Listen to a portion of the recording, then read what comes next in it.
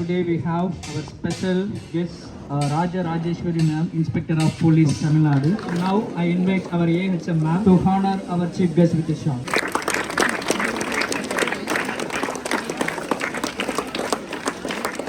Following them, now I invite our Tamil Annai, Ilavarasi Annai, to honor our Anandi ma'am.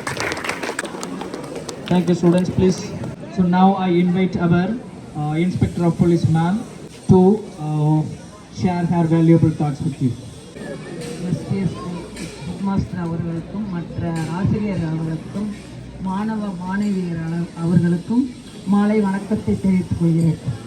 Varthur காவல் நிலையத்தில் நான் சிறப்பு உதவி ஆய்வாளராக இருக்கிறேன். என் பேர் ராஜராஜேஸ்வரி.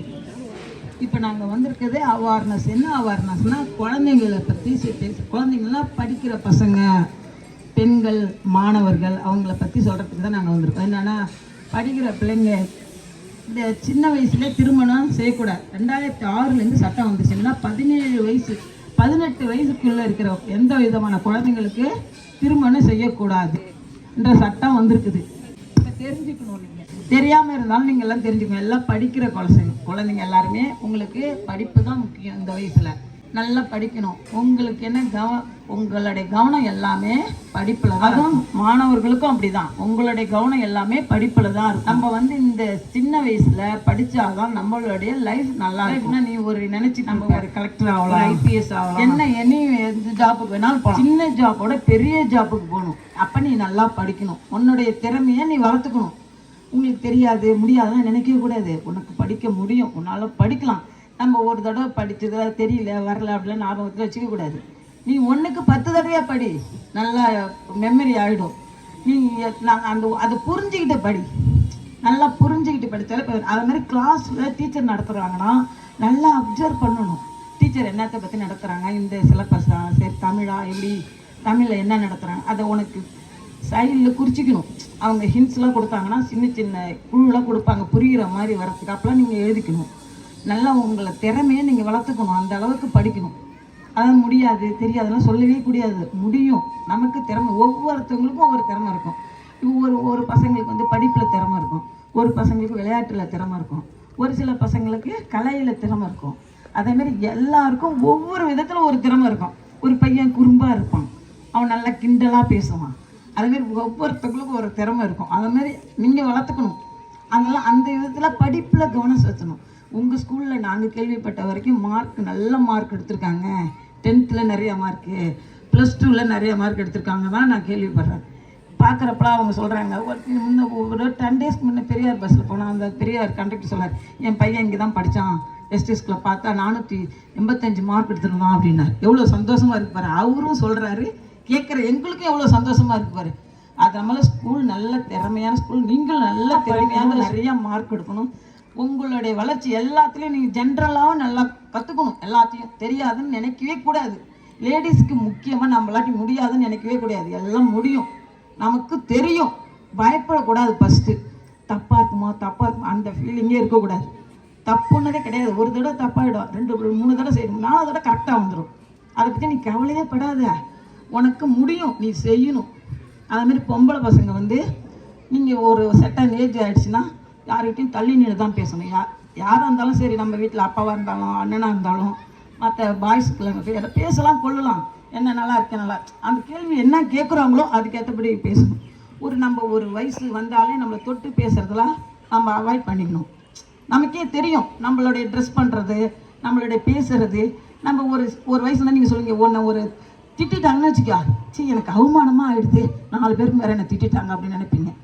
அதனால் அதெல்லாம் ஃபீல் பண்ணக்கூடாது. உங்களுடைய நல்லத்துக்கு தான் அவங்க திட்டிருப்பாங்க. புரியுது? படிக்கலன்னு வச்சுக்க, ஏன் இப்படி பண்ணுற, செல்லே யூஸ் பண்ணிகிட்டு இருப்பீங்க, செல்லே பார்த்துட்டு இருக்க படிக்காமல் அப்படி திட்டுவாங்க. அது உங்கள் நல்லதுக்கு தான். ரொம்ப நேரம் செல்லெல்லாம் யூஸ் பண்ணக்கூடாது.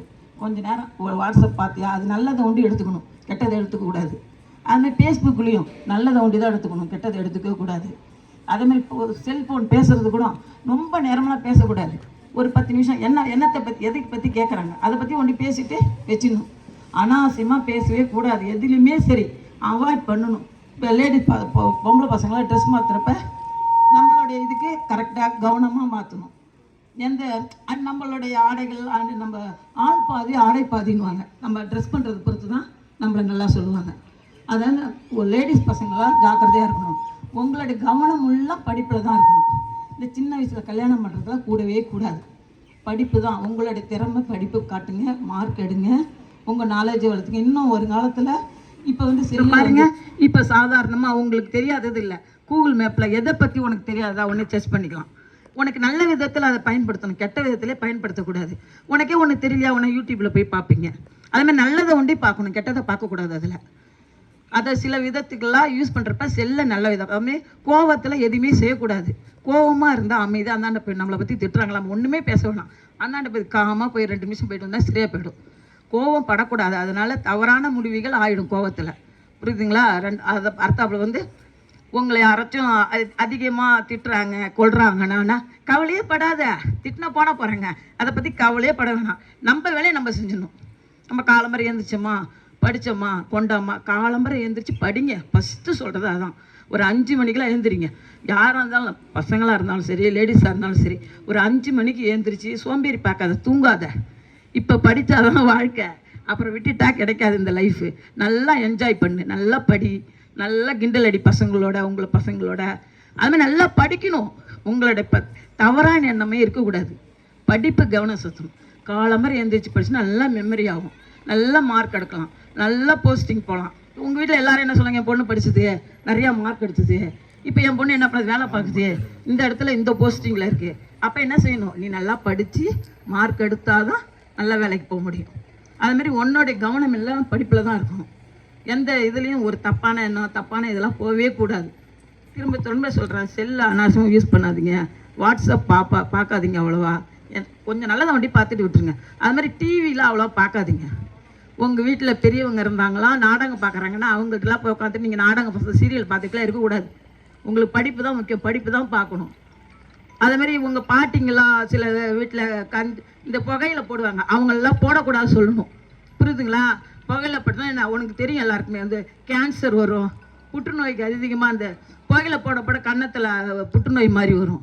அதனால் அவங்களுக்குலாம் சொல்லுங்கள், பெரியவங்க வீட்டில் இருந்தாலுமே. அப்புறம் அதுமாதிரி நீங்களும் அனாவசியமாக வெளியே போகிறப்பெல்லாம் பேசக்கூடாது. அனாவசியமாக அடுத்த பாய்ஸில் இந்த வெளியில் வராங்க பசங்களாக கொள்கிறாங்க, கிண்டல் பண்ணுறான்னா அவன்கிட்டலாம் பேசக்கூடாது. நீ பார்த்தினா அவன் பார்ப்பான், நீ பார்க்காம வந்துட்டா கம்முன்னு போயிடுவான் அவன்.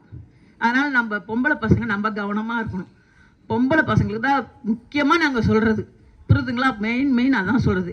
நீ பேசிக்கிட்டே செல்லில் எழுதிக்கிட்டு நீ பேச, அவன் பேப்ப, நீ நல்லா இருக்க, நான் நல்லா இருக்கேன், நீ ட்ரெஸ் பண்ணது, நீ அந்த இதில் எது சினிமாவுக்கு தான் நல்லாயிருக்கும், வாழ்க்கைக்கு நல்லாவே இருக்காது. உண்மையாக சொல்கிறேன், சினிமாவில் தான் உன்னை படிப்பான் கொண்ட ஒரு 2 வளர்ச்சி 3வது ஒன்று கலெக்டர் ஆகிடுவாங்க. அதெல்லாம் சினிமா தான், ரியல் கிடையாது. அதனால் நம்ம நல்லா படிக்கணும், நல்லா இம்ப்ரூவ் பண்ணிக்கணும், நாலேஜை வளர்த்துக்கணும், நிறையா நாலேஜ் வளர்த்துக்கணும். இப்போ ஒரு +2 முடிச்சு நிறையா மார்க் எடுத்துனாங்கன்னா அகடாமிக் ஒரு டிகிரி முடிச்சு அகடாமிக்கில் போகிறாங்களா, எதுக்கு அகடாமிக் பயிற்சியில் போய் படித்தாங்கன்னா ஒரு நல்ல IPS IAS அப்படி போகலாம். +2 முடிச்சோன்னா நீட் எக்ஸாம் எதுனா ஒரு டாக்டர் அளவில் போகலாம். அதெல்லாம் நல்ல இன்னும் நிறைய ஹை போஸ்டிங்லாம் இருக்குது. நீ அந்த அளவுக்கு திறமை எடுத்து மார்க் எடுத்தால் தான் போக முடியும். எல்லாரையும் முடியாதுன்னே கிடையாது யாராட்டையும். நீ நல்லா வளர்த்துக்கணும். ஒன்று முடியாது தெரியாதெல்லாம் சொல்லவே கூடாது. எல்லாருக்குமே தான் சொல்கிறேன் நான், பசங்களுக்குமே கூட. உங்களை கவனமெல்லாம் படிப்பில் தான் இருக்கணும். நீங்கள் படிச்சுன்னா இந்த 10 ஒரு கிளாஸில் ஒரு 20 பேர் இருக்காங்கன்னா ஒரு லேடிஸில் ஒரு 4-5 பேர் நல்லா படிப்பாங்க, ஜென்ஸில் நல்லா, அதாவது முக்கியமான ஃபஸ்ட் ரேங்க் எடுக்கிற மாதிரியே இருப்பாங்க. அவங்கள என்ன சொல்லுவாங்க, நல்லா படிக்கிறாங்கன்னு. மற்றவங்களாட்டி படிக்க முடியும், நல்லா படிக்கணும். நீங்கள் அவங்க 3 தடவை கவனிச்சுற உன்னிப்பாக கவனித்து படிச்சுருவாங்க. நீ என்ன செய்கிற, 5 தடவை படி, இன்னும் 2 தடவை படிச்சு நல்லா நீனும் நல்லா ஆகிடும். 1 மார்க் 2 மார்க் வித்தியாசத்தில் போகலாம். நல்லா மார்க் எடுத்தால் போயிடலாம். நம்மளாட்ட முடியாதுன்னே கிடையாது. லேடிஸ் தான் ஃபஸ்ட்டு சொல்கிறேனே, முடியாது தெரியாது அந்த வார்த்தையே இருக்கவே கூடாது. உங்களாட்டி முடியும், திறமையை வளர்த்துக்கோ, நல்லா படி. அதுமாதிரி பொம்பளை பிள்ளைங்க அம்மா அப்பா சொன்னாங்கன்னா கவனமாக கேட்டுக்கோங்க.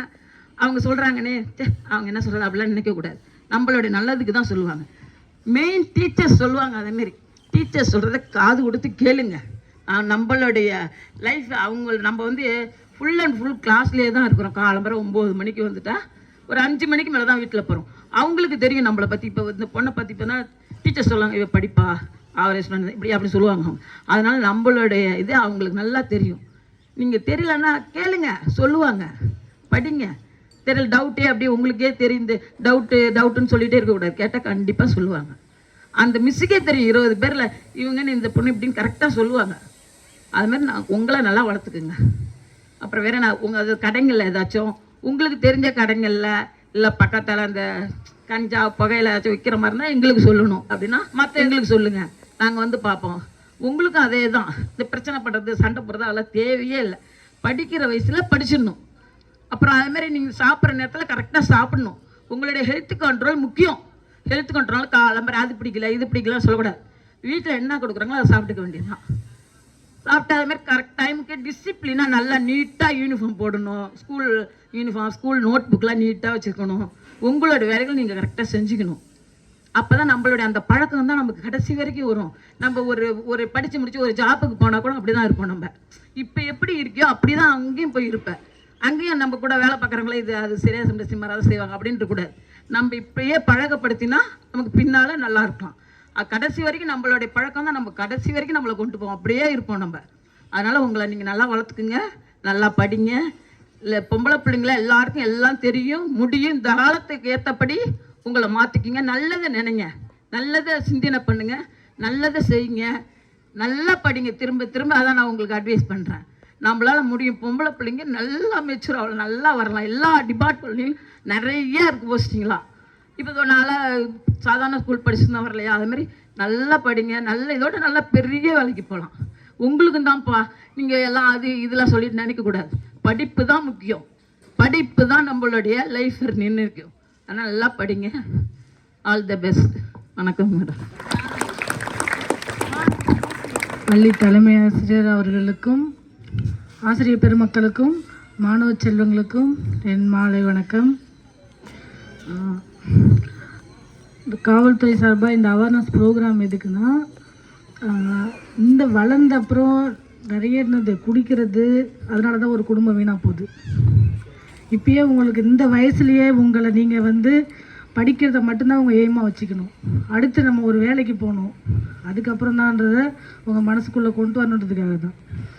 எங்கள் ஸ்டேஷனில் நிறையா வந்து நிற்கிறது பார்த்திங்கன்னா சண்டை வர்றது குடிச்சிட்டு வர்றதுனால தான். குட்கா, கஞ்சா, சரக்கு, அது எல்லாமே உங்கள் வாழ்க்கையை கெடுத்துரும். இப்போ பார்க்க நல்லாயிருக்கும் எல்லாமே.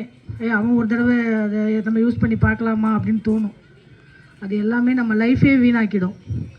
நம்ம இப்போ விளையாட்டாக செய்கிறது நம்ம வாழ்க்கையே வீணாக்கிடும். அது கடைசியில் ஸ்டேஷன் வரைக்கும் கொண்டு வந்து விட்டுரும். நீங்கள் இப்போதைக்கு உங்களுடைய ஒரே ஒரு எய்ம் என்னன்னா படிக்கிறது, நல்ல வேலைக்கு போகிறது. அதை மட்டும்தான் நீங்கள் உங்கள் மனசில் வச்சுக்கணும். பொம்பளை பிள்ளைங்க உங்களுக்கும் படிப்பு தான் முக்கியம். உங்களை காப்பாற்றுறது அது மட்டும்தான். உங்கள் அப்பா அம்மா கடைசி வரைக்கும் கூட வரப்போகிறதில்ல. உங்கள் படிப்பு மட்டும்தான் உங்களை காப்பாற்றும். ஏன் சொல்கிறேன்னா, ஸ்டேஷனுக்கு வர்றவங்களில் பாதி பேர் பார்த்திங்கன்னா பொம்பளைங்க சின்ன வயசுலேயே கல்யாணம் பண்ணிக்கிறது. அவன் விட்டுட்டு போகிறது, இல்லை ஏதோ ஒன்று அவன் ஏதோ ராங்காக போயிடுவான். அதுங்களாட்டி பிள்ளைங்களை வச்சுட்டு ஒன்றுமே பண்ண முடியாது. இதெல்லாம் எதுக்காக உங்களுக்கு அவேர்னஸ் கொடுக்க சொன்னதே எதுக்காகனா, இப்போலேருந்தே அவங்களுக்கு இந்த மாதிரி ஃப்யூச்சர் இப்படிலாம் இருக்கும். நீங்கள் அது உங்கள் லைஃப் தடம் மாறிச்சு, நீங்கள் படிப்பை விட்டு விலகுறீங்க அப்படின்னாலே உங்கள் லைஃப் வந்து டோட்டலாக சேஞ்ச் ஆகிடும். அது உங்களை ரொம்ப பாதிக்கும், அது கஷ்டப்படுத்தும். உங்களுக்கு இப்போ வந்து லைஃப்பை நல்லா என்ஜாய் பண்ணுங்கள், ஜாலியாக இருங்க. உங்களுக்கு எந்த ஒரு என்னது இவ்வளோ சம்பாதிக்கணும் அந்த உங்களுக்கு எந்த ப்ரெஷரும் இல்லை. உங்களுக்கு இப்போதைக்கு நீங்கள் ஃப்ரீயாக இருக்கலாம், படிக்கலாம். உங்கள் லைஃப்பை எப்படி கொண்டு போகணுன்னு மட்டும்தான் யோசிக்கணும். அதுக்காக தான் எங்கள் அவேர்னஸ் வந்து இப்போயே ஸ்கூலில் போய் கொடுங்க. நாங்கள் படிக்கும்போதெல்லாம் இந்த மாதிரிலாம் எதுவும் இல்லை. எங்களுக்கெல்லாம் யாரும் வந்து சொல்லலை. இப்போ நாங்கள் ஸ்டேஷனில் வந்து பார்க்கும்போது தான் இது முக்கியம், பசங்களுக்கு இதை போய் சொல்லணும் அப்படின்ட்டு தான் இந்த ப்ரோக்ராம் எங்களுக்கு அரேஞ்ச் பண்ணி கொடுத்தாங்க. பெண்களால் முடியும், எல்லாமே சாதிக்க முடியும். நீங்கள் நல்லா படிச்சிங்கன்னா உங்கள் லைஃப் நல்லாயிருக்கும். அதை விட்டுட்டு இப்போ அவங்க நல்லா இருக்குன்னு சொல்கிறாங்க, அழகாக இருக்கும்னு நம்மளை சொல்கிறாங்க. அது இப்போ சந்தோஷமாக இருக்கும். அந்த சந்தோஷம் அது இப்போ தற்காலிகமானது. படித்து நம்ம அடுத்து அந்த வேலைக்கு போகணும், நம்ம அப்பா அம்மாவுக்கு பெருமை சேர்க்கணும் அப்படின்னு நினச்சிங்கன்னா மட்டும்தான் உங்கள் லைஃப் நல்லாயிருக்கும். அதை விட்டுட்டு சின்ன சின்ன சந்தோஷத்துக்காக உங்கள் லைஃப்பை இழந்துடாதீங்க. ஸ்டேஷனில் வந்து நிற்கிற பாதி பேர் கை குழந்தையோட வயசே இருக்காது. அதுக்கு பார்த்திங்கன்னா 16-17 வயசு தான் இருக்கும். குழந்தைய வச்சுட்டு வந்து நிற்கும், படித்து முடிச்சிருக்காது. அது என்ன பண்ணும் அந்த குழந்தைய வச்சுட்டு? அவன் குடிச்சிட்டு அவனும் லைஃப்பை பார்க்க மாட்டான். அந்த மாதிரி உங்களை விட்டு போயிட்டா நீங்கள் என்ன பண்ணுவீங்க? அப்போ உங்களுக்கு எது கை கொடுக்கும்? உங்கள் படிப்பு மட்டும்தான். யாரும் தேவையில்லை, நம்ம படித்தா போதும், நம்ம லைஃப்பை நம்ம பார்த்துக்கலான்னு போயிட்டே இருக்கலாம். அது பொழைச்சிக்கும் அப்படின்ற அந்த நம்பிக்கையை கொடுங்க. அவங்க உங்களை இவ்வளோ கஷ்டப்பட்டு அவங்க எவ்வளோ கஷ்டப்பட்டு சம்பாதிக்கிறாங்கன்னு உங்களுக்கு தெரியும். அதை கொண்டு வந்து ஸ்கூலில் கட்டி உங்களை படிக்க வைக்கிறாங்கன்னா அவங்களுக்கு நீங்கள் செய்கிறது என்ன? படிப்பு மட்டும்தான். நல்லா படித்து அதுக்கப்புறம் நம்ம உங்களுக்குன்னு ஒரு எய்ம் வச்சுட்டு அதை நோக்கி போங்க.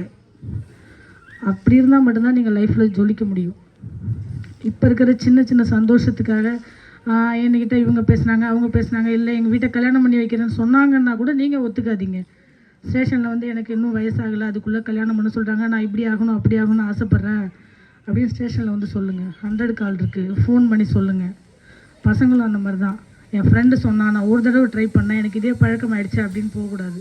அந்த மாதிரி யாராவது உங்களுக்கு சொன்னால் கூட நீங்கள் எங்களுக்கு தகவல் சொல்லணும். உங்களுடைய எய்ம் வந்து இப்போதைக்கு படிக்கிறது. படிச்சுட்டு நீங்கள் என்ன அடுத்து உங்கள் லைஃப்பை ஸ்டடி பண்ணிக்கிட்டு அதுக்கப்புறம் நீங்கள் எதுவாக இருந்தாலும் முடிவு பண்ணிக்கோங்க. நன்றி, வணக்கம்.